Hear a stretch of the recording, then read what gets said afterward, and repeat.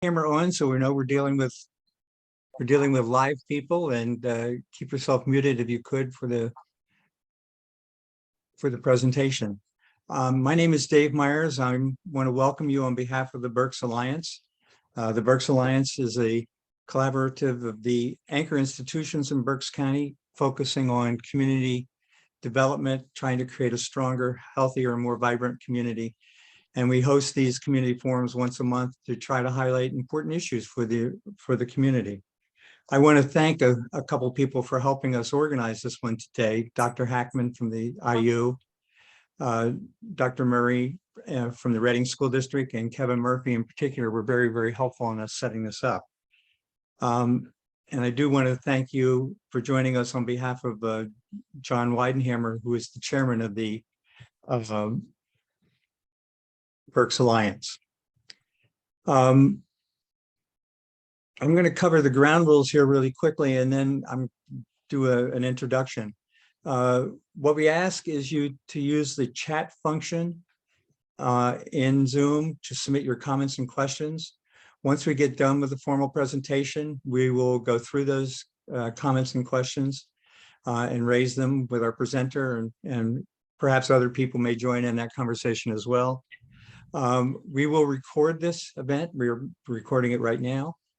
We will share it with everybody who registers for the program, and we will also post it on the Berks Alliance website and share it with BCTV, the local community access television station.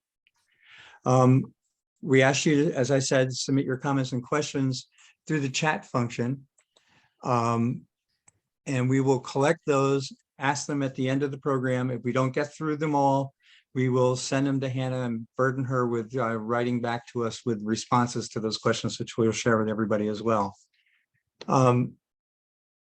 With that, I'm going to do something I don't normally do, which is a fairly long introduction here. And it's for a couple of reasons. One is that I started my career working in education for the state legislature. And I'm also trained as a historian, so I can't avoid what I'm going to do to you right now. Public education has been an important element of the Commonwealth of Pennsylvania for over 250 years. The second state constitution, adopted in 1790, provided that the state legislature shall establish schools throughout the state in such a manner that the poor shall be taught free, gratis. In 1834, Pennsylvania enacted the Free School Act, fostering the formation of local school districts to provide free basic education for all children. Today, the state constitution requires that the General Assembly shall provide for the maintenance and support for a thorough and efficient system of public education to serve the needs of the Commonwealth. What this means is that local school districts are, in effect, agencies of the state carrying out that mission, as well as a local government entity. While local school districts and their governing school boards retain the authority over operations of public schools, it was recognized that the ability of local districts to generate the requisite funding to provide a quality education varied significantly across the state.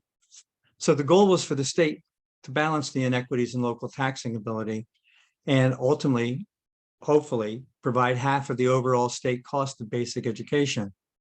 This means that the poorer school districts, those that have a more difficult time in generating local tax revenues through real estate and local income taxes, would receive more money from the state per pupil than their wealthier counterparts. And the state legislature devised a funding mechanism to distribute these monies based on the relative wealth of local school districts, the average cost of an education, and the enrollment within each district. But unfortunately, for the last 30 years, funding has largely been distributed not based on this formula, but based on what each district received the prior year, regardless of any changes in student enrollment, the relative wealth of the district, or the average cost of an education. The failure of the state to reach its goal of funding half the cost of education, coupled with the inability to recognize changes in enrollment or cost, has led to fairly significant inequities in school funding and mounting pressure to increase local revenue sources. The result has been a number of lawsuits filed by some school districts, efforts to revamp and update the school funding formula, mounting pressure to reduce or eliminate property taxes, and interest in alternatives to public education. This isn't something new. Public school funding has been controversial from the beginning of public education in the Commonwealth. Shortly after the legislature adopted the Free School Act, there was pressure to repeal the act. Pressure so intense that a mob went to the Capitol building and members of the General Assembly had to escape through the windows of the building. There have been recent efforts to redirect some new resources to school districts based on student enrollment and student and school district demographics, but these represent only a portion of the state's support for public basic education. There are still challenges remaining. Today, there are 500 school districts in Pennsylvania, ranging in population from 188 students to almost 125,000. Based on what's called the school district aid ratio, which is an inverse index of the ability of each district to raise funds from local tax sources, there are school districts that should be receiving 90% of their instruction costs from the Commonwealth. And there are 19 districts that are among the wealthiest in the state because they have the lowest aid ratio, where they will receive only 20% of their costs from this Commonwealth. And there's increased interest and pressure to support charter schools. And while charter schools are not directly funded by the state, they do receive state subsidy indirectly through the school districts that sponsor the students that go to them. So very, very important issue today. And I'm pleased that you could join us for a conversation that will be led by Hannah Barrick, the CEO of the Pennsylvania State Association of Business Officials, about the challenges and opportunities in school funding here in Pennsylvania. Hannah, to you. Thank you so much, Dave. I appreciate that. I'm really excited to be here this morning and to be able to talk about something that is a tremendously important issue, a tremendously complex issue, and an issue where I think there are a lot of opportunities looking forward to be able to move the conversation and sort of hopefully find a solution to many of, again, the very complex, very intertwined, different components of school funding, many of which have been mentioned. I'm going to spend some time this morning walking through at a pretty high level and a pretty fast clip all the different components that sort of come into play when we talk about school funding, and in sort of all of the complexities that are impacting every school district, every one of our 500 school districts in a little bit of a different way. We'll have some data in here about Berks County School District in specific and be able to compare that to sort of what the sort of statewide data looks like. But it's really important to just really recognize we're going to talk about expenditures, we're going to talk about revenues, we're going to talk about the 3 different types of school district revenues, state, federal, and local. We're going to talk about how all of those factors combine to create the problem that we have, and how all of those factors have to combine to kind of find a solution going forward. So I am going to dive in here. And I'm going to start with the sort of the basics here. School district budget math. School districts in Pennsylvania and everywhere across the country have 2 basic budgets: expenditure budget and revenue budget, and those budgets have to be equal. So from PASBO's perspective, what we say all the time, E has to equal R, and the school business officials who are on this call, I think certainly know and appreciate that. Here's where that gets really complex. We're going to dive into what is driving school district budgets and what are the revenue sources that school districts have available. How do they grow? How predictable are they? How sustainable are they over time? And how really difficult is it to sort of get to the place where E equals R, given the place that we are in school funding in Pennsylvania? So E equals R. This is just sort of a way to take a look at what is driving school district expenditure. And there are many, many ways to kind of slice and dice this data. This is looking at object expenditures, or expenditures by object code, which is sort of the overall area. You could look at this by function, which is sort of activity, but we looked at it by object. Object 100, this is sort of based on the Pennsylvania Chart of Accounts, using annual financial report data. This is reported by school districts to the Department of Education on an annual basis. we're really sort of focused on Object 100. That's salary. So that's everybody that the school district employs, not surprisingly, a big share of school district budgets. The sort of piece that goes along with that is the Object 200 in red. That's the employee benefits. So health insurance, Social Security, pension, which we know is a huge cost driver in Pennsylvania. So this is going back and looking at what was driving school district budgets, sort of the pie of total school district expenditures back in 2000, 2001. And again, you can see more than half of the budget was salaries. And if you sort of combine that with the employee benefits side of things, we're about 67% of the budget. All of the other areas were relatively small. You can sort of fast forward though to 2020, 21. This is the most recent available final annual financial report data that is available.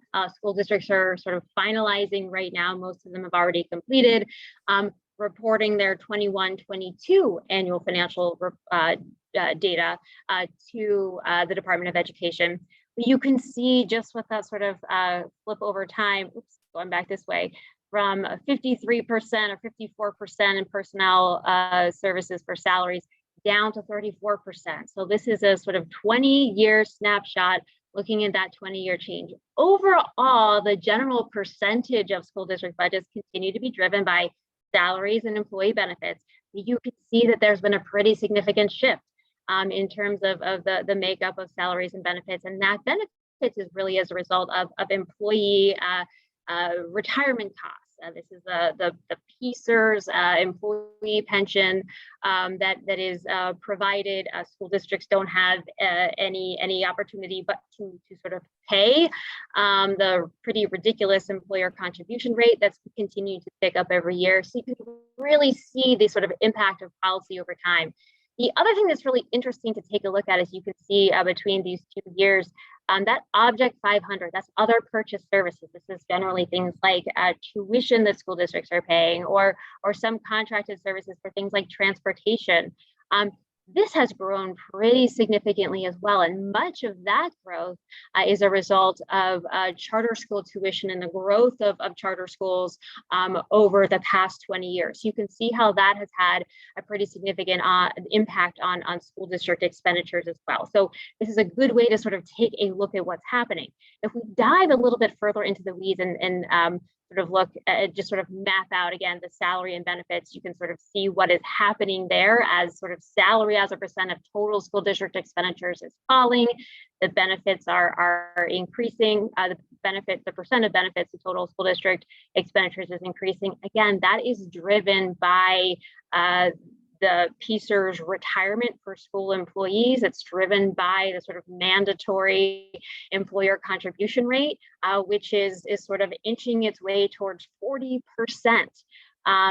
And potentially higher as we go forward. So that is going to be something that is continually driving school district costs, even at a time where we see, school district employment sort of shrinking in a lot of school districts. That benefit cost is still growing and will continue to grow for the next decade or so. So that's a huge budget pressure that's important to sort of recognize and understand. This is sort of the change in those object sort of level expenditures for Berks County school districts. And you can see that in Berks County overall, sort of the exact same trend was when we look at statewide. So you can see the sort of change. This is just looking at a 10-year snapshot. The change from sort of salaries and the reduction of salaries as a percent of that total school district expenditure pie, and the increase of benefits over that time period. You can also see a little bit of a slighter increase in the Object 500, that other purchase services. Again, in a lot of cases, a lot of school districts, that is really being driven by increases in charter school. And again, I think if we looked at this over the 20-year period instead of just the 10-year period, that will be a little bit different. But you can kind of get a sense that Berks County overall is not dissimilar from the state as a whole when we look at their data. Looking a little bit closer, in addition to the pension, which we know is a driver of school district expenditures, and not a place where school districts have a tremendous amount of flexibility. They are paying the sort of employer contribution rate for every employee that they've got, and again, that's going to increase. One of those other sort of mandatory expenditures that they don't have a lot of control over is with respect to charter school tuition. Again, we look at that 20-year sort of object code pie. And this is one that's increased. So this is just looking over almost a 20-year period, the change over time in charter school tuition paid by school districts. You can see that has continued to increase. We are at $3 billion we are anticipating for this fiscal year, but you can see the blue line is the percentage increase year over year of that total expenditure. So this is something that has often grown by double digits. And again, it's just sort of expanding that piece of the school district expenditure pie, which is putting a lot of pressure on everything else. So this is a huge one. If you look just again at Berks County school districts, you can see the charter school tuition cost change. This is based on a percentage increases for regular charter school tuition, special education charter school tuition. You can see in most cases that the special education charter school tuition has grown really significantly. This is sort of a twofold piece. So this is due to increased enrollment in many cases in charter schools, growth in the number of special education students attending charter schools, but also the way that formula works, and we're not going to dive into the weeds of that, but as school district special education expenditures increase, that directly increases charter school special education tuition costs as well. So those things are really linked hand in hand, but we can see here that this is something that is certainly having an impact on school district budgets. And again, this is not what's happening in Berks County is not dissimilar to the rest of the state. These are some of the items that are really putting that pressure on school district budgets from year to year. The other big item that is sort of playing a large role in school district expenditure growth is special education. And this is another one where school districts don't have flexibility to sort of make decisions to sort of reduce their or not pay or move away from special education costs. They have state and federal mandates that require them to provide special education services, program supports to students with individualized education programs, IEPs. And so this is just sort of looking over about 10-year period, how that overall school district special education expenditures have grown. So this is looking at the instructional component of that. So those are sort of the teachers, the personnel generally, that's in the gray, we're about $5 billion there for 2021. And then the part in the blue at the top, that's the support costs, the special education supports costs. This could be transportation, this could be legal, this could be counseling services, psychology services, et cetera. So you can see how that has grown. Overall, statewide, there's been a 54% increase in special education instructional costs over this period of time. And if we look a little bit more specifically at Berks County, you can see that these costs and these expenditures have grown really significantly as well. Overall, there's been a 64% increase in just the instruction costs alone for special education. But you can see that it really, really varies district to district. There have been many districts have seen really, really significant increases in their overall special education instruction costs. Again, school districts don't have the sort of flexibility to not cover these costs. They have to. And this is really driven by a couple of factors. And in a lot of cases, it is a pretty significant increase in special education enrollment that's happening. So more students and more costs. In some cases, it's really driven by, some students have very significant special education costs. And so that has really impacted school district budgets. Not just in Berks County, clearly there, but across the state as well. So this sort of highlights and illustrates some of those really big items that are are driving school district budgets. And again, school districts don't have the flexibility to sort of make adjustments. So it's those other areas of the pie that are going to have to sort of be flexible. And then that brings us to the conversation on the other side about, well, how, if we see these growing expenditures, what levers do we have to be able to pull to sort of make sure that our revenue equals the expenditure, so that E equals R and we sort of maintain our balance in the budgets. So that gets us to, again, we sort of covered, again, very high level, very quickly, school district expenditures. And again, there are every one of our 500 school districts in Pennsylvania is unique. And the sort of pie that makes up all of their program activity expenditures is going to be slightly different. But personnel benefits, salary benefits are generally the biggest pieces. But those areas where there's pressure are generally across school districts, special education, charter school tuition, again, the PCTs, and then not a tremendous amount of flexibility outside of that. So what are the school district revenue sources? This is looking statewide. Obviously, there are three major revenue sources. There are a couple of other sort of smaller options that we haven't included in here. This is looking at local revenue, which in most districts is made up primarily of property tax revenue. Some school districts have an earned income tax, some have an occupation tax, some have per capita tax still in place, but generally local is property taxes, and we'll talk about that a little bit later. That makes up the bulk of the sort of total school district revenue. We have state revenue, and that's for this based on 2021 data. Again, this is the most recent complete actual annual financial report data that is available publicly from the Department of Education. 2021, it was above $12 billion. So that's that. And then we've got federal revenue, which makes up a much smaller component of school district revenue for most districts. We're in a little bit of a unique situation right now because we have billions of dollars of ESSER money, the federal COVID relief money that came in three separate buckets throughout the pandemic, is continuing to flow into school districts.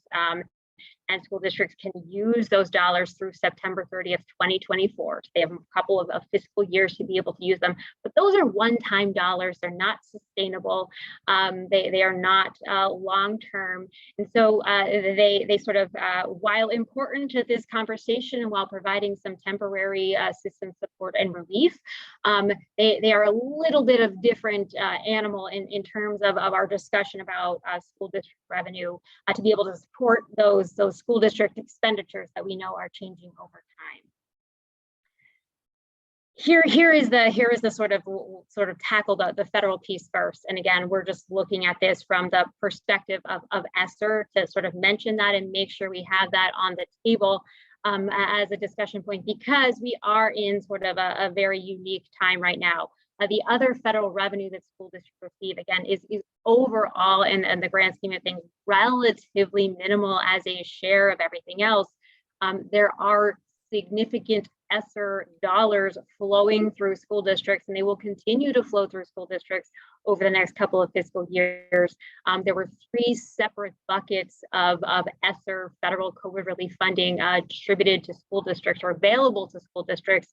And this slide just shows the extent to which over 3 fiscal years, those dollars have been budgeted by school districts. So you can see in 22, 23, the biggest pot of ESSER funding was from the American Rescue Plan Act. It was about $5 billion, $4.5 billion that is available for use in a sort of finite number of sort of appropriate allowable areas through September 30th, 2024. Districts have budgeted for this fiscal year about $750 million of those funds.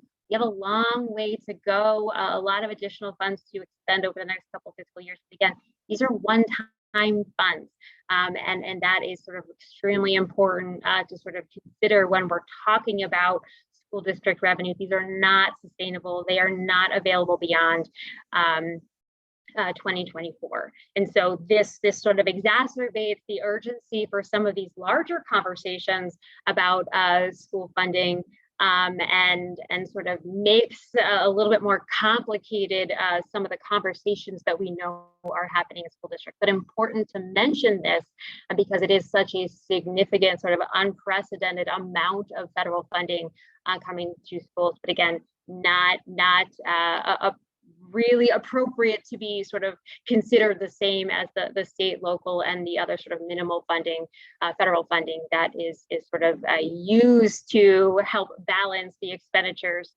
in annual school district budgets. So we're going to go into state revenue, and that sort of brings us to a big part of the conversation here. This is again looking at 2021 data from annual financial reports. Again, we use that because that is sort of the most actual, complete data set from all 500 school districts, sort of defining their revenues, expenditures. We right now, school districts are reporting the 21-22 data. So this sort of continues to roll. So these are the sort of top 6 state revenue buckets for school districts. And you can see basic education funding is a sort of single appropriation, a single line item, a single subsidy. It's the biggest subsidy in the entire state budget, and it certainly makes up the lion's share of all the state funding that is coming to school districts, even eclipsing the share of sort of pension reimbursement that is provided. Again, this is 2021 data, and we know 21-22 and the current fiscal year 22-23, we've seen pretty significant and historic increases in state funding for basic education. So that 6.2 number is about $7 billion for the current fiscal year. So we're certainly inching up the sort of share of state funding there, not tremendously significantly. There's a long way to go, but just want to highlight the fact that we have made some progress in this. We still have, again, as mentioned before, particularly if we're sort of thinking about 50% of total expenditures where we used to be long ago, we've got a long way to cover, a long way to go. So we're going to dive a little bit into basic education to sort of understand how these sort of billions of dollars are being distributed to school districts, and sort of what it looks like, how it changes, the extent to which it changes on an annual basis. So there are 2 components of the basic education funding formula. There is a BEF base. That is sort of the largest chunk of basic education funding dollars. That's the largest chunk of that overall subsidy. So for 22-23, for the current fiscal year, I'd mentioned there's about $7 billion overall in basic education funding to schools. About 5.6 billion of that 7 billion is in that BEF base. And as Dave mentioned earlier, generally the sense of this is you're going to get what you got the year before, because we sort of held everybody at the sort of level that they got in 2014-15. And so the idea is that nobody's ever going to get less than that. That part is going to be locked in. And we're going to build a formula that is sort of specific and dynamic to student population and student district demographics on top of that. But that blue line, that sort of straight red line that the blue graph, the straight red line that you see, that sort of indicates that the sort of stability of that BEF base, that's sort of 5.6 billion. Now, there have been some adjustments made to that over time that we'll talk about in a second, but generally that is flat. What we're talking about primarily when we talk about the basic education funding formula is that blue bar on top, the light blue bar. That is the amount of funds that is sort of distributed through this sort of student weighted formula. That is continuing to grow every year. Again, we've seen historic increases for this current fiscal year and last year. We have a long way to go. We're only about at 20% of the overall basic education appropriation being distributed by students' demographic data, by district demographic data. And the challenge here with basic education funding and sort of making this even more unpredictable is that that amount is defined by the General Assembly on an annual basis. So school districts don't know what they're going to get, what that sort of overall pot of money is going to look like until the state budget passes. And unfortunately, the state budget process doesn't line up tremendously nicely with the school district budget process, which makes already a complicated situation with high stakes in trying to balance expenditures and revenues a little bit more complicated. So we're going to dive into just this part right here. This is the basic education funding formula amount, and you can see in the column on your left that says base BEF amount. That's sort of base amount that I was talking about before. It is generally sort of what districts were receiving in 2014-15. They have added some supplements to that over time, targeted at individual districts. The past 2 years, there has been a level up supplement that was really intended to lift the bottom 100 districts and sort of accelerate them. That they received additional dollars through the formula. There are some districts in Berks County, including Reading School District, that were recipients of those dollars, and that is really helping to lift that base. But we're going to talk about what's in the red circle. This is the BEF formula amount. So when we started, there was only $150 million being distributed through this sort of student and district demographic or factor formula. We are now up to $1.4 billion through that formula. So the past 2 years, pretty significant increases. And that sort of results in some, high stakes challenges, good and bad, for districts. So we're going to sort of walk through again how that $1.4 billion is distributed and how that can change from year to year. So the formula comes in a couple of parts here, and I've tried to simplify this because we could talk for 6 hours about each of these individual factors, how they come together, and the math behind all of it. The formula is relatively complicated behind the scenes in some of the factors, but a little bit less complicated than some of the formulas we had before. We actually had a state funding formula that had a sort of natural logarithm in it, which is sort of crazy. This is not quite that complex, but there are just a lot of moving pieces to it, with the goal of trying to create a dynamic distribution that really sort of is tailored to the unique needs of every individual school district and the unique changes in every school district population and demographics. So the first part of the formula starts with the number of ADMs a school district has. Now, ADM is a term we sort of use in education world. It's average daily membership. And that's the number of students that a school district is financially responsible for. So it's all the students that are attending the school district on a daily basis. It also includes students if a school district is paying like charter school tuition for a resident student to attend a charter school. Since the school district is financially responsible for that student by paying that charter tuition, that student is counted in the school district's average daily membership, or ADM. So we're going to start by counting students with this formula, which is not a concept that we have used for a while in Pennsylvania. And so they average the most recent 3 years of data there. So with the intent of sort of smoothing some sort of spikes or troughs going forward. So that's where this formula starts. It counts students and uses a 3-year average. And then the formula recognizes that there are some specific student populations that may require additional resources to ensure that they are being able to sort of achieve appropriately. And these are things when the state developed this formula, they looked to other states and looked at other basic education funding formulas, and even formulas that Pennsylvania had in the past.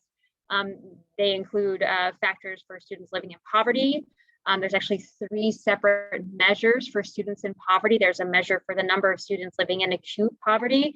That is students living below the federal poverty line. There's a weight for students living between the federal poverty line and 184% of the federal poverty line.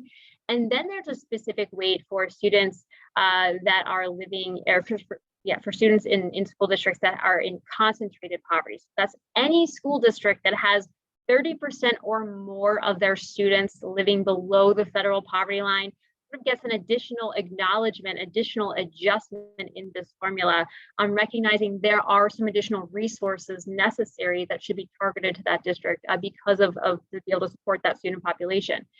There's also a weight provided for students with limited English proficiency or English language learners, as well as a weight for the number of school district or students that a school district has attending a charter school. And this is one that is a little bit of a unique weight to Pennsylvania, and sort of as a result of our sort of existing charter school tuition structure.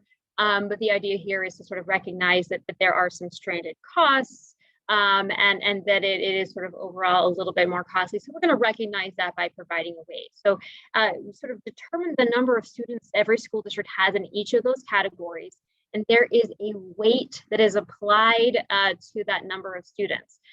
So the number of students living in acute poverty, you sort of determine that from sort of some federal data that is provided, and you multiply that number times 0.6, then you're going to add those additional students to your 3-year average number that you started with. So you start with your average ADMs, you're going to add these sort of additional weighted students, you're going to come up with this sort of overall weighted student count. There's a small adjustment in here too for school districts that are very small populations, but really spread out geographically. It impacts about 150 school districts. Pretty minimal adjustment. That's a little bit of a factor that's added here too. It doesn't have a significant impact overall on the formula. So that's part one. What does your student population look like? Let's drive some money based on that. And this is what that sort of a couple of pieces of the data look like statewide, right? So this is the 3-year average ADM count statewide. So you can see what's happening overall in Pennsylvania. We have declining ADMs.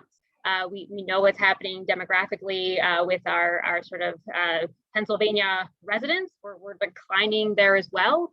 And this is highlighted here. So it's important to recognize there are about 360 school districts that have had declining ADMs since the start of the formula.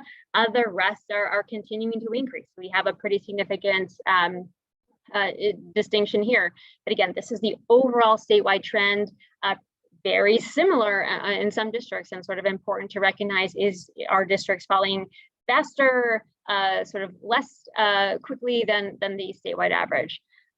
This is just sort of a little bit of a messy slide, but just to kind of indicate what exactly is, what this looks like in Berks County. So each of these lines represents a Berks County school district, and you can sort of see that overall change in 3-year average ADM. So there's a lot of ups and downs. I think the county is generally split on those districts that have declining enrollment and those districts that have increasing enrollment over this period of time. But you can see that every district is individualized and unique, and that is captured by the BEF formula when you look at this piece. Here's another piece of that, just looking at the acute poverty percentage. This is the change in acute poverty percentage from year to year. Again, this is one of the weighted student categories in that formula. And you can see while most districts sort of hang out around the sort of flat trend line, you can see there is some pretty significant volatility in some places where there have been pretty significant increases, pretty significant decreases. All of these individual factors come together on an annual basis to sort of define what a school district's share of that BEF cost would look like.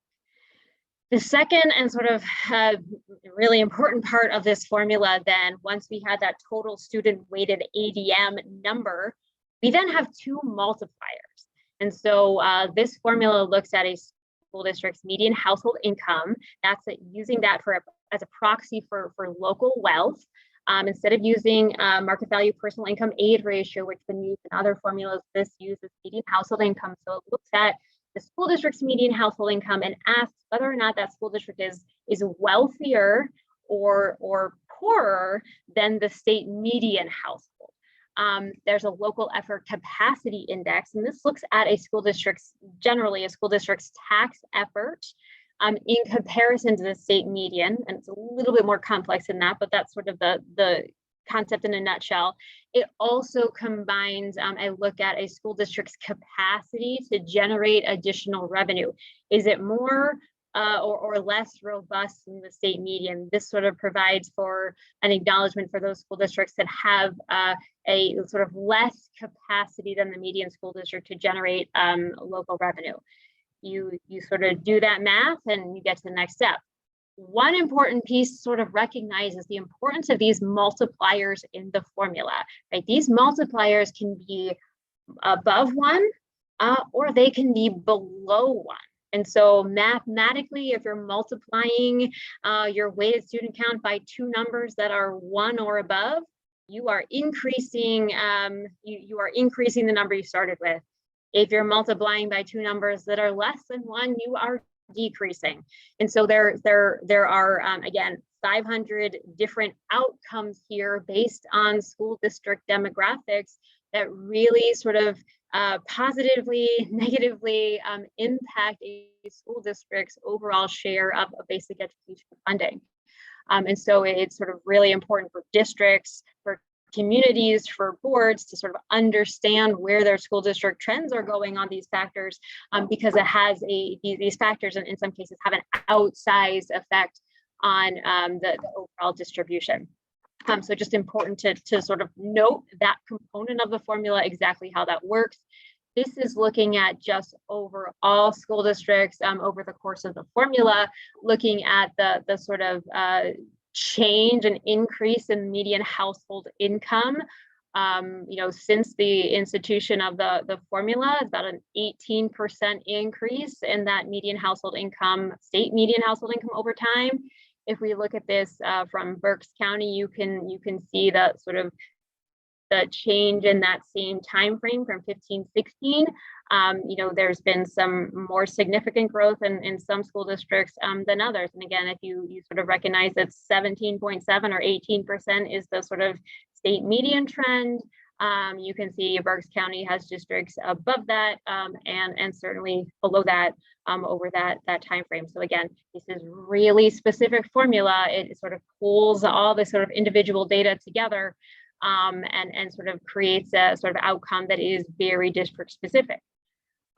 Looking at Berks County school districts just from 15-16, again, institution of the formula to the current fiscal year, and that median household income index, that first multiplier, there are 12 school districts that have had a multiplier that has increased.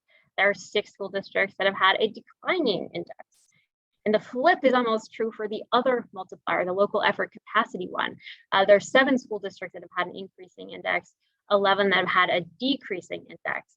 There's a couple of school districts that have had decreasing in both categories. I think there's Fleetwood, Governor Mifflin, I think Reading is one, I think Wyomissing might be the 4th one. So, again, this is sort of really specific to every individual school district, but the math behind this is really important. Again, this is what's driving research out. The final component of the basic education funding formula is prorating. So we want to prorate the school district sort of final number here to the overall total state number at the end of this calculation. And that becomes a school district share of the overall basic education funding pie. So for this current fiscal year, that becomes your school district share of that $1.4 billion that is available. And this you can sort of see over time. This is sort of looking at the blue bar graphs is the overall total formula ADMs as we sort of run through the entire formula. So what a school district is sort of prorating against, that 2.7 million number. And you can see that's been declining over time too. So you can see the trend in Pennsylvania. And you can see that the light blue line is Berks County's total overall share of that big number of ADM. So it's been holding steady, just above 5.5% for a period of years. It's declined a little bit in 22, 23, but again, everything has declined a little bit. About 5.26% of that total weighted student amount of that 2.7 billion is Berks County's total amount. So this is sort of an interesting trend, and sort of important to recognize that overall what's happening as a state, what's sort of looking more specifically at counties, at IUs, at individual school districts. This is looking at shares over time. So we've done all of the math. This is looking at what is happening to a school district's share of that $1.4 billion BEF pie, right? So you can see that some districts have a share that's increasing over time. Some districts have a share that's decreasing over time. And again, this doesn't mean just because you have a decreasing share that you're going to be receiving less money from the state, or that you won't be receiving any new money from the state. It doesn't mean that. It just makes it more important to sort of make sure that that state investment in this line item, this appropriation, continues to increase. As the state increases dollars into this pot, it really benefits and sort of ensures that districts that might have a declining share as a result of some of their student or district demographics, that they're not moving backward as a result of this funding formula. So this is half of Berks County. Here's the other half of Berks County. And you can see, again, a good mix of districts, some with increasing share, some with decreasing share. Reading is certainly one of those with decreasing share. But again, Reading has tremendous need, is getting additional dollars, certainly through this formula. But again, this highlights the importance of additional investment and additional focus in basic education to ensure that we're sort of continuing to sort of move the ball forward. Here's why all of this is really important, and sort of another way to boil this down and look at how the basic education funding formula works. This is looking at overall for 22-23. As I said, we've got $1.4 billion to distribute. That 2.7 million number, that's sort of like the overall amount, again, statewide of total ADMs if you do all the math in the formula. All of that means that every sort of weighted student ADM, lost or gained, is equal to $522, right? So as school districts are seeing increases in enrollment, or as school districts are seeing more students living in poverty, or their median household income isn't growing as fast as the state, they are gaining ADMs, and so they're gaining $522 per student. The flip is also true, right? That was the whole point of the state moving forward with having a dynamic formula and directing resources where they were needed most. But that means that if a school district has declining enrollment, or their poverty percentages are falling, or they are getting wealthier in comparison to the state median, that means that they're losing $522 per ADM. And so as more money goes into this BEF formula in the future, that dollar amount per student is going to increase. So really important to sort of recognize how this works, recognize how the formula directs money, and how we sort of have this BEF formula amount at play with that overall basic education funding base at play, how those things are working in conjunction with each other. And again, all of this data changes on an annual basis. So it's really important to sort of recognize how that works currently. This is where we are right now. The other piece that's important to recognize too, just to put out there, it doesn't play quite as a significant role as basic education in terms of sheer dollars. But the state provides special education funding to school districts as well. And this slide shares the amount of special education funding. And again, there have been some increases over the past 2 years for 21-22 and the current fiscal year, and not tremendously significant in comparison to what we've seen for basic ed, but that there is some additional investment there. But you can see what's happening. So this is looking at the blue line shows the state funding about just above $1 billion. But you can see that orange line is the state's share of total school district special education expenditures. We talked about special education expenditures, how they are growing. We saw how they're growing in Berks County. The state share of those expenditures is continuing to fall. Those expenditures are far outpacing the sort of additional special education funding that has been put in place for targeted to this purpose. And so this is sort of one of those places where 1-to-1 we can match it up. Special education expenditures, special education funding, there is a pretty significant mismatch. And so what happens in a lot of cases is those BEF dollars are coming in and they're paying for special education costs. They might be paying for charter school tuition increase. They're paying for other areas in the budget.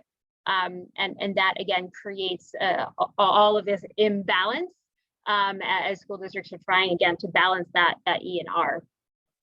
Special education funding formula, it looks at number of students in a series of special education cost categories. How much does it cost to educate the special education services for each of these individual students? There's 3 categories. The first is the number of kids whose special education services cost $27,000 or less. The middle category is 27 to 54, and then the upper category is sort of in excess of 54,000. Those are all students are reported. The data is reported by school districts and sort of combined from charter schools as well. And that is driving a component of special education funding. This is just giving you a really quick snapshot of how each of those categories counts have changed over time. Again, we've seen pretty significant increases in the number of students enrolling in special education or being identified as special education, particularly in cost category 1. Those category thresholds, those sort of dollar amount thresholds, are adjusted on an annual basis. And you can sort of see as we sort of go, particularly where we've had some decreases in some areas where we really think that is sort of when we sort of have those thresholds a little bit out of balance or sort of updated. So this is something we continue to see. And as we go forward and get data beyond 2021, final data from PDE, we certainly expect pretty significant growth. That's what we have heard from school districts and what school districts have budgeted. And this is certainly an expenditure that is going to continue to run away from the state revenue that's directed to that purpose. This kind of all gets us to the third leg of the stool, which is in terms of trying to balance the E and the R. This is looking statewide, right? So the green there, and this is a kind of messy slide, but the green there is looking over a period of 10 years. What have been the state increases in basic education funding? What have been the state increases in special ed funding? What has been the increases in the pension reimbursement? And there was at one point in time a charter reimbursement that was actually eliminated in 11-12. But sort of how has that sort of additional state revenue changed over time in these areas in comparison statewide? What has happened to the associated costs? So looking just at pension cost increases, looking just at charter school tuition increases and adjusted special education cost increases. That's adjusted because we are sort of not double counting the sort of pension pieces associated with the special education instructional costs. So you can see that over time, there's like a $3.6 billion deficit between the expenditures and the revenues, just looking at these big buckets. And again, these are the biggest cost drivers of school district budgets. But that's a $3.6 billion deficit where school districts had to either cut programs, reduce other areas of their budget, or find other revenue, most of which is sort of coming from property taxes on the local side.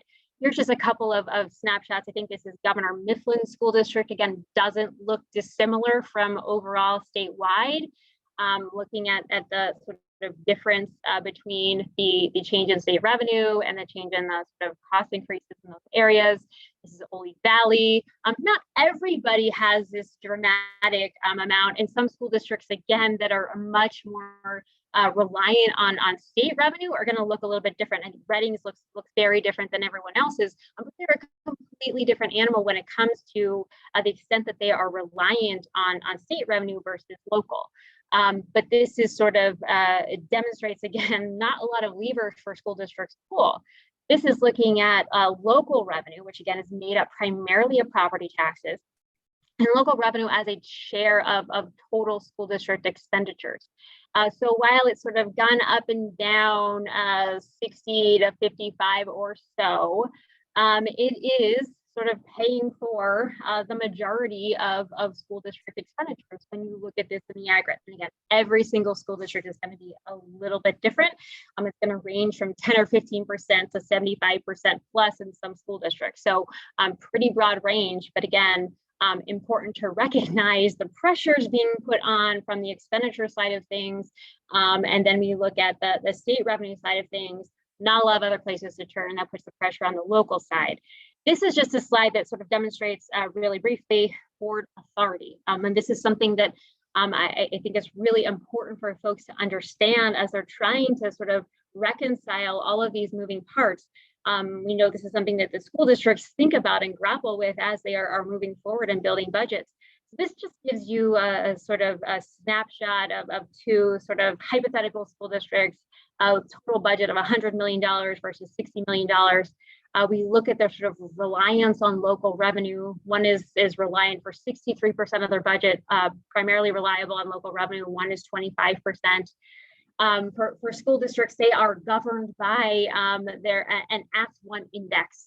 They're sort of a limitation on the extent to which they can increase property taxes on an annual basis. So every school district is given a maximum amount. They have very minimal flexibility, but most school districts, the vast majority of school districts, operate within that window. So they can't, school districts can't raise property taxes by 8% or even 5%. They are capped at a much lower rate. So if a school district's max Act 1 index allows them to increase by 4% or 4.2%, what does that mean in terms of the amount that they can generate from their sort of local revenue lever, right? So the math is really simple here. You're multiplying the local revenue reliance, 63% times your Act 1 index. So for the $100 million school district, their board authority is about 2.5%.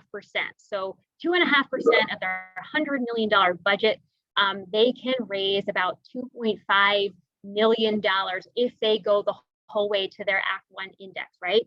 So then you got to go back to their sort of what is driving their budget. So are they anticipating increases in chargeable tuition, special education, and pension and benefits? What are they expecting is going to happen with state funding? Are they expecting that they might have to make up? Is the General Assembly going to reduce the amount or not provide such a significant increase? So that means that school district can raise $2.5 million. We have sort of hypothetically said they're expecting a 3% overall increase in their budget. That's $3 million. They got to come up with $480,000 somewhere else, either through cuts. Maybe they have a sort of other really fantastic earned income tax or something. But that's a challenge. Look at the other school districts, same situation, same process. Their board authority is just above 1%. So on a $60 million budget, they can raise $630,000, right? If they're expecting their budgeted increases to be 2.5%, that's pretty significant. So this is important to sort of recognize how that functions. This is the Act 1 index table, and sort of this is going back in time, history, and providing some projections. This is coming from Pennsylvania's Independent Fiscal Office.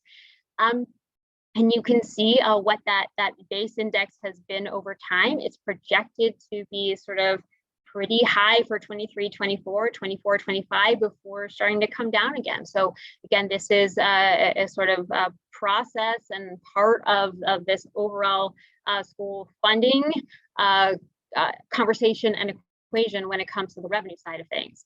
The other thing that's really important to recognize as school districts are sort of trying to grapple with the E equals R part of their budget is that not all school districts have increasing assessed value on an annual basis. And assessed value is the tax base for school districts. Across the board, there's about 20% of our 500 school districts on an annual basis that have a declining assessed value. So they actually have additional pressure where they have to use some of that board authority. They have to use some of their overall tax authority in sort of increases a part of their Act 1 index to increase just to get back to where they were before, right? Just to get back to level before they even start thinking about covering expenditures or sort of what's driving their budget. This is a really sort of important component to think through too, particularly for those school districts that have at some point over a period of time been in this bucket. And again, we're sort of anticipating that as we go forward, some of these numbers could certainly climb. So that's another challenge that many districts sort of are tasked with. So here's the sort of wrapping everything up and big picture stuff. So here's what we know, right? Mandated cost increases continue to drive school district expenditures. They are driving it, and we know that COVID and its impacts have really exacerbated that growth. We have really started to see that over the course of special education data and changes in some of those costs and sort of even anecdotal for this current fiscal year. We know that COVID has had a tremendous impact on charter tuition costs, has increased that really significantly. So that continues to drive school district budgets, and we're sort of always sort of adjusting based on that. We know the state investment in education is lagging. It's certainly outpaced by mandated cost growth in all 500 school districts. And so we have a lot of work to do to sort of be able to provide some relief there. And be able to sort of balance that out and allow us to move forward in terms of education funding and education overall, instead of just trying to barely stand still. The recent BEF increases we have seen over the past 2 years, particularly for this current fiscal year, $525 million increase in basic education is huge. But it sort of raises the stakes a little bit for some of those school districts that have a declining share of that pie. It's really, really important that the state continues to invest significantly in basic education to sort of recognize how that formula works, make sure that the districts again are moving ahead and able to have the flexibility to do things other than just to use their BEF resources and increases to pay for maybe some of their pension increases, maybe their charter school tuition increases, maybe the share of special education that the special education state funding isn't covering. That brings us to special ed. Again, we know that the increases there have been minimal from the state revenue side of things, and that the cost growth is really significant. So that is a really, really needed area of focus on the state revenue side of things, and it plays into this entire discussion. We know that the ESSER investment, billions of dollars coming into education, has been really beneficial, really positive, has allowed school districts to be able to have the flexibility to respond appropriately, to provide that needed individualized education support structures, services, to ensure that they're providing healthy facilities, has allowed them to sort of do some of the things they haven't had the flexibility to do in terms of some one-time investments, which is really positive. However, again, those dollars are really, not included when we or should not be included when we look at this sort of overall long-term picture, right? They're one-time funds. They can be used for a sort of finite number of purposes, and they magically disappear September 30th, 2024. So, there are certainly long-term risks that will be exacerbated by those ESSER funds for those districts that didn't have a choice but to sort of use them in some way, that now they have to figure out what other revenue they have can sort of be able to sustain some of those sort of programmatic changes that they need to sort of keep in place. So that's going to put some pressure again on the state funding as well as local funding. And then finally, property tax revenue property tax reliance is certainly going to continue based on all of these things. There is not a sort of significant targeted investment in education, at least that is sort of projected long term from the state level. And that keeps property taxes on the table because school districts have to be able to balance their budget. We know the politics will prevent school districts from sort of raising some of the funding needed potentially to guard against some of those state revenue risks, those cost increases, the coming ESSER fiscal cliff.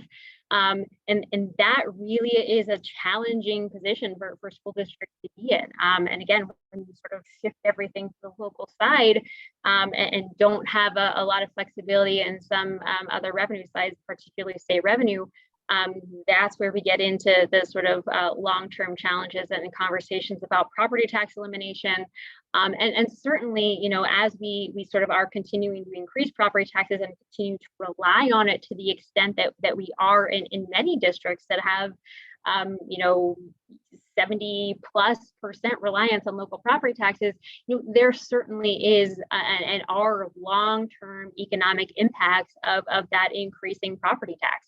And so that is something that is another part of this conversation, really illustrating that when we talk about school funding, there's a student equity side of it in terms of the money that is going to the school district and trying to provide a sort of an appropriate amount on a per student basis to ensure that all students in all school districts are receiving the resources to sort of help them succeed.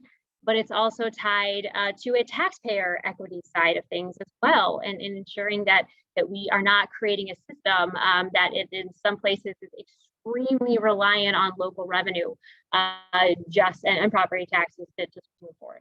Long term, neither of those things are sustainable if we don't sort of tie them together. So what do we do? And this is sort of how we'll wrap up.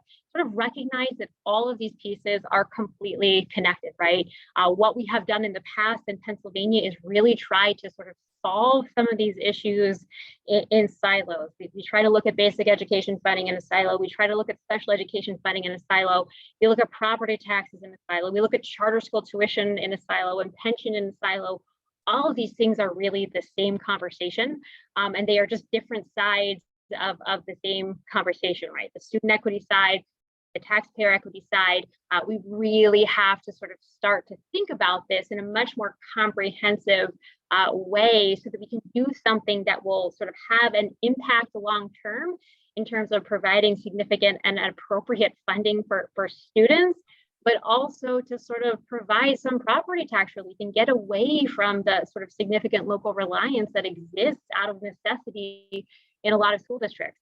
Right now, there's a school funding lawsuit that is out there, and we're anticipating that there will be a decision on that, at least from Commonwealth Court by the end of the calendar year. That decision won't be the end of the road. Certainly, it will be appealed and move to the PA Supreme Court, but that is sort of coming to the heart of all of these discussions. It's looking specifically at, you know, the definition of what does it mean to provide for a thorough and efficient education? What is the constitutional obligation of the state to sort of pitch in and support K-12 public education? So all of these conversations are sort of coming together in some way, likely in the near future. Again, we've got a new administration. We're going to have a new House and Senate, new leadership, certainly an opportunity to kind of recognize these things are connected and be able to move forward with a solution, with a discussion, at least in a conversation that sort of recognizes how education funding, that sort of big overarching umbrella, impacts so many different sectors and is a much bigger conversation than just we need more money for basic education. We need more for special. We need to control costs in some areas. We need to provide property tax relief. All of that is one conversation. And again, I think we have a really exciting opportunity to sort of start into that right now, and be able to move forward in some way. I will stop there, and I'll turn it back over to you, Dave, and see if folks have any questions, feedback, comments, etc. A lot of information to absorb. That's a A lot. lot of information. Thank you, Hannah. I think one object lesson that I take from this is that their local school districts are challenged in many ways by changing enrollment, what's happening with their faculty, the high costs of pensions and what that means. And that there is state funding for many of these sorts of things, but it may not be enough. Is it fair to say that it ultimately is going to come down to where the state is going to have to step up its game a little bit? I think that's absolutely fair. Yeah, I mean, I think right now local taxpayers have, in a lot of school districts, are really footing the bill to a much larger extent than I think is appropriate, than I think was originally contemplated. And I think that really is sort of, again, at the heart of that lawsuit that is out there. And I think that across the board, more state funding means better results in terms of dollars for students in school districts. It also means relief for taxpayers. And so you can do both of those things if you increase the state investment in education. We had a couple questions. Just a data point. What in Berks County, if you could say, or statewide, if you could say, what is the average cost to educate a student? And I know that's more complicated than that, right? Because we got special ed students, and elementary school students are treated different than high school students. But is there an average cost? Yeah, it sort of depends on what you're looking at. If you're looking at sort of current expenditures per student, if you're looking at, there's an actual metric that's actual instructional expense. So I would say we're probably somewhere around, and again, trying to like average some of these things, and every school district is probably going to want to calculate this in a different way. It's probably around $15,000. Again, the BEF formula actually uses a metric in it that looks at current expenditures per weighted student. I'm not sure if that's the right way to calculate it. There's lots of ways to do that, but I feel like there are probably metrics that could run that anywhere from like about 10,000 to 20,000 and everywhere in between.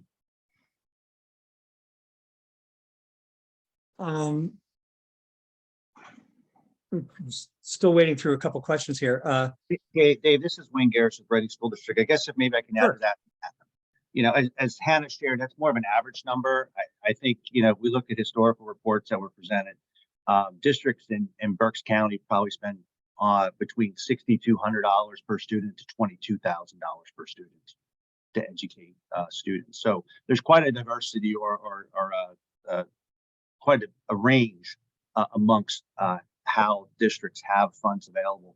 And again, that comes down to whether state funding or the local economics of a community that are willing to allow for tax increases to go up. So, a district that's paying $22,000 or spending $22,000 on a kid, it is probably has a higher tax base and has the ability, and it may be a commitment from the community to support that.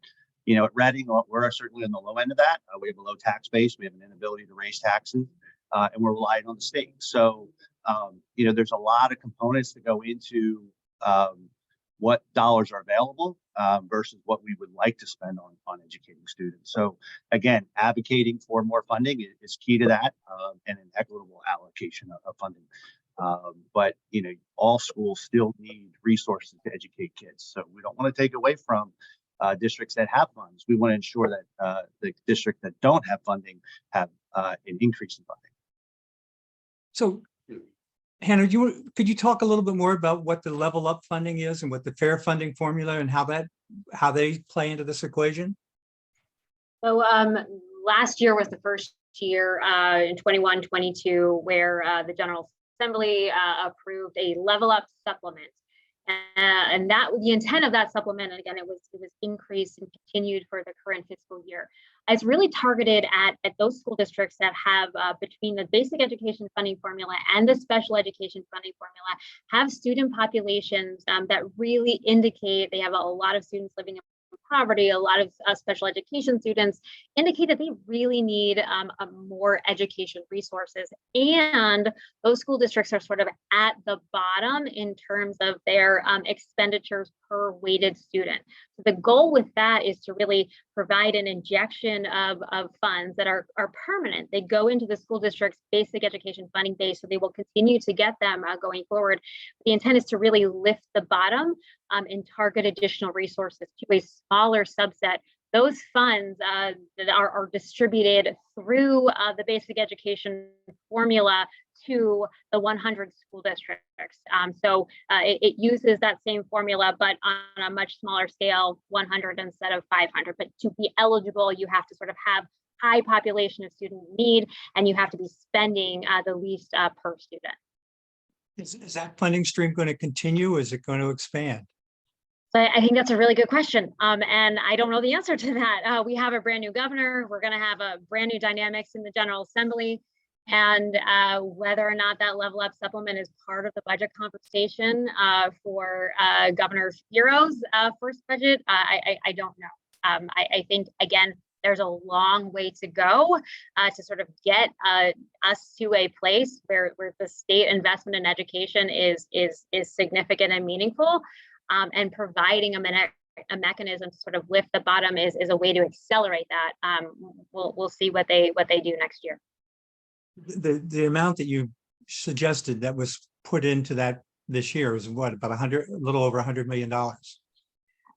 Yeah, for the first year was, I think it was 100 million. I think for this year it was 225 million. So it was a significant increase from the prior year. Right, but compared to what is spent on basic education, it's pretty minimal amount. Correct. Yes. So its consequence may not be as significant as what people would like it to be. Talk a little bit more about the ESSER funding and what you're seeing in terms of how school districts are using it and what's going to happen when it goes away. Yeah, sure. So school districts have the rules and then the eligible uses for those billions of dollars in ESSER funds are really sort of intended to provide for solutions that help school districts prevent, prepare, and emerge stronger from the pandemic and the impacts of the pandemic. A lot of school districts have really focused on, and some of the ESSER funding had to be used on sort of learning loss and providing, remediation and additional sort of engagement. We've seen a lot of school districts stand up, summer programs, hire additional teachers, staff, coaches, instructional coaches to sort of be able to support some of those students that were most negatively impacted by the pandemic. So we've seen a lot of that. At the same time, while I think a lot of school districts really wanted to be able to hire staff, the goal was to hire staff with the recognition these dollars are temporary. So hire staff to sort of be able to move through that sort of period and sort of remediate students. We know this is all happening at the time where there's staffing shortages and it's really difficult to be able to hire folks. We know there's a lot of school districts that have used these funds to provide for additional technology. So, as we're moving through the pandemic, providing laptops or iPads and things like that for students to be able to provide flexibility, be able to connect with them, make improvements in their school district's technology infrastructure. Also a really good opportunity, and we've seen a lot of school districts using these sort of one-time funds to make some facility improvements, making sure that they're improving their HVAC systems, even building some new facilities, really to sort of ensure that they are providing students with a safer, healthier, environment to learn in every day. So those are some of the areas that we have seen. And again, as we continue through the period of eligible use of ESSER funds, I think we're going to sort of continue to see some changes and challenges, recognizing that all of this investment is happening on top of the staffing shortages, on top of supply chain issues, on top of inflation. And so that has just sort of created some additional hurdles for school districts as they're moving through spending those dollars. Could you talk a little bit more about the impact of COVID? I suspect it's had an impact on special education enrollment, and it's probably also had an impact on charter school enrollment. Are they likely to continue? Were they significant? Yeah, so I'll start with charter school enrollment because I think the two things are really tied together. Beginning in 2021, when sort of schools came back after being shut down during the 1920 fiscal year, there was a really significant increase in enrollment in cyber charter schools in particular. These students that were coming from brick and mortar charter schools, from some non-public schools, and from school districts. So huge increase in cyber charter school enrollment. That had a huge increase in driving charter school tuition from school district side of things and school district expenditures. That did not sort of go back to pre-pandemic numbers in 21-22. It remained elevated, and we know even for this fiscal year, there are some cyber charter schools that have continued to see pretty significant enrollment growth. So again, that's continuing to drive school district charter school tuition expenditures and drive that segment of the budget. We also know that the special education costs in school districts sort of going through and sort of moving to sort of recover from the pandemic have increased. Additional needs, additional sort of higher costs in some cases for students that may have already had special education services or programs required.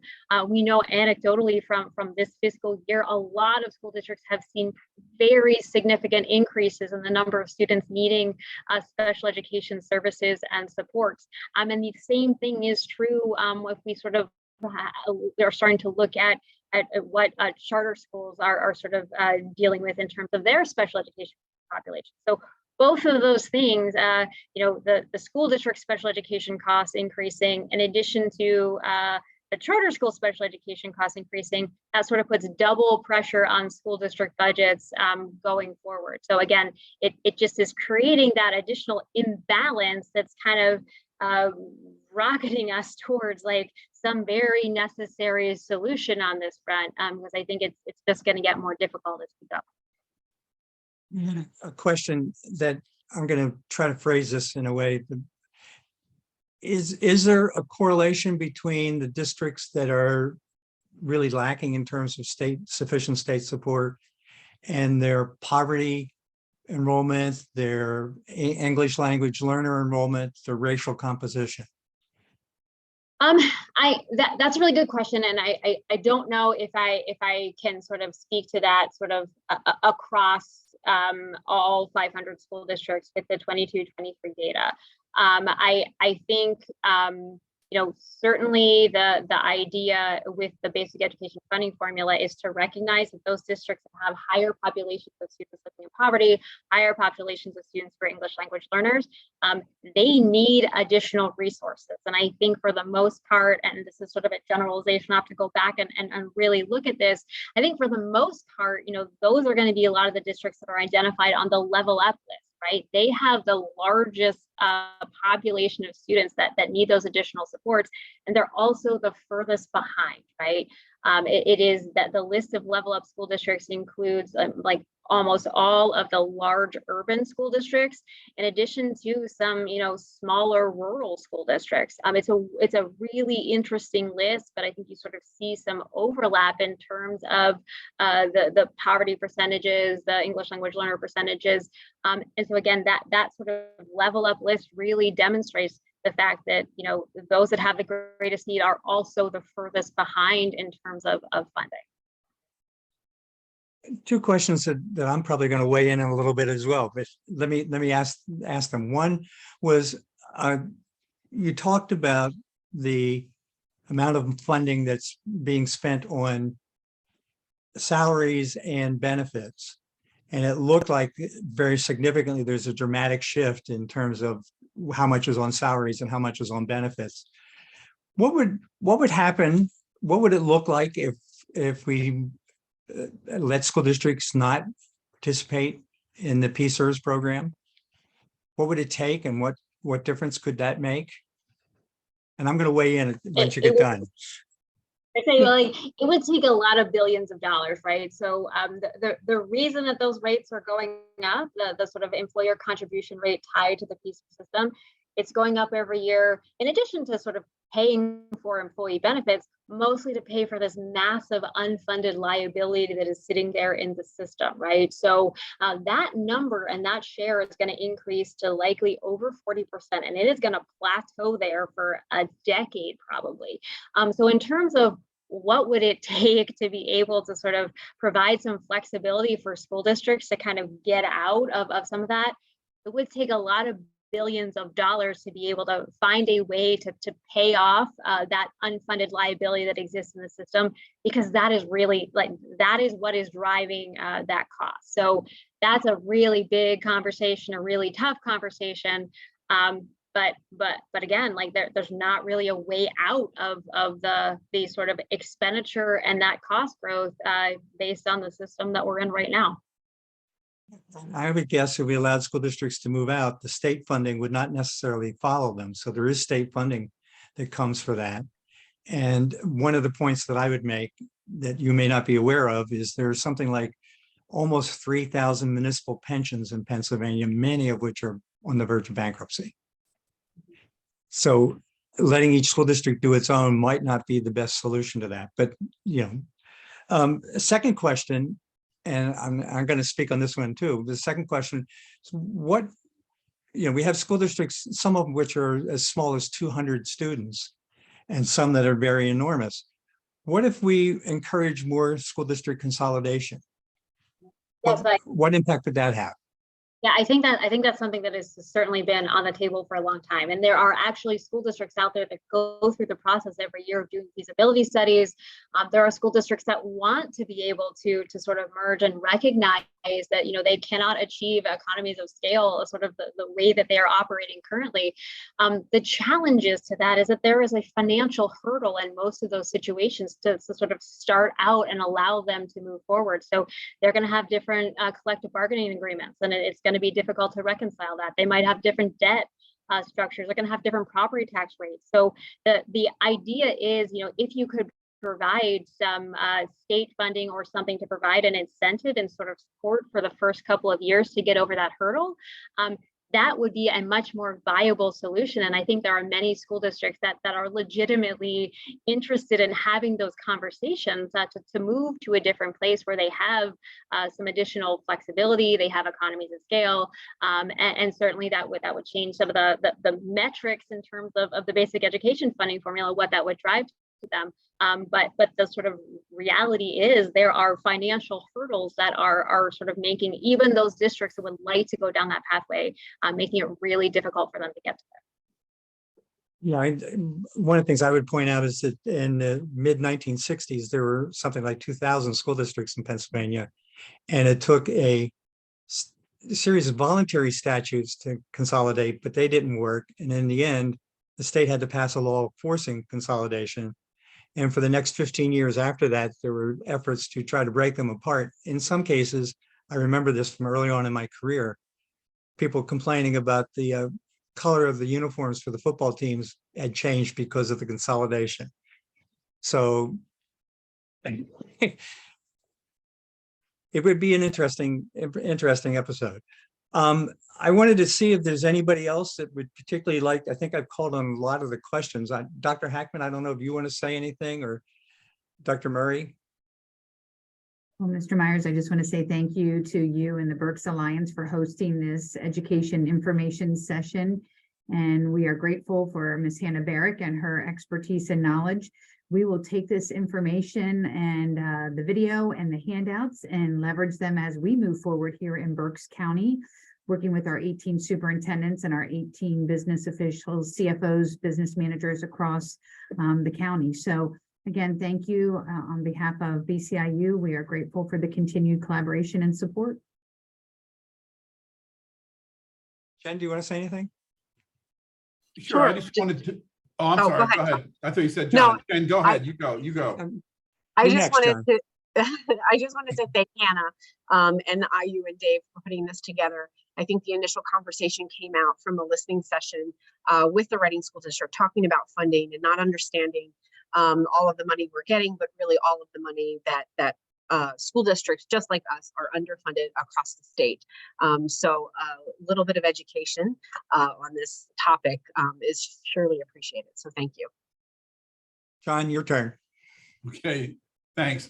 Hannah, you are clearly an expert on this topic, and your presentation was so enlightening, and we can't thank you enough for the depth that you went into. And I think how clear, I mean, if that's the right term, how clear you made such a complicated topic through your presentation. So thank you for that, and I thank you on behalf of the Berks Alliance and investors.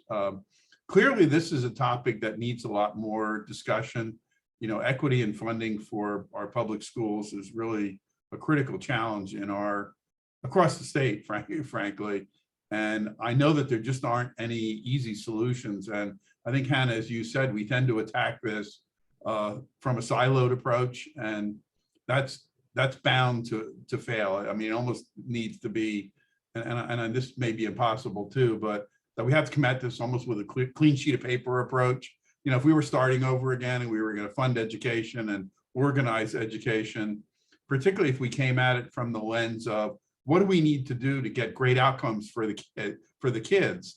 And I think sometimes we sort of lose sight of that, and they're just at the end of the students are at the end of the process. And I'm particularly mindful of that because I was late for the presentation today because I spent 2 hours with 30 ninth graders from Daniel Boone as they made their visit to business, part of a Berks Business Education Coalition program.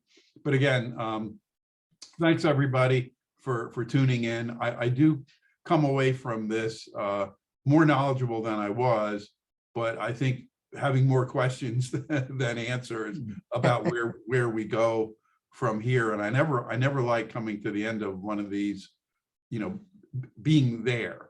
So I think that we'll sort of reflect on all of this, and I suspect we're going to have to revisit this topic maybe in the new year and think not so much about the way it is, but reimagining where we could go.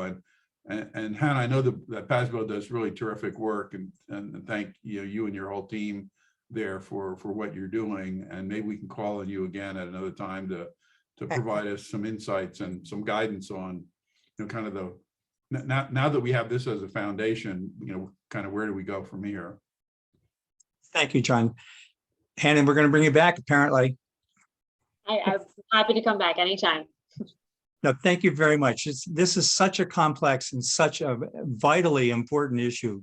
As John said, it's really critical, and hopefully this helps stimulate some conversation that's more informed than what it has been all too often in the past. Thank you, everybody. We will send you a copy of the video, and Hannah, we're going to send out your PowerPoint to them as well. So thank you, everybody, for joining us, and enjoy the rest of this frigid day. Thank you, everyone.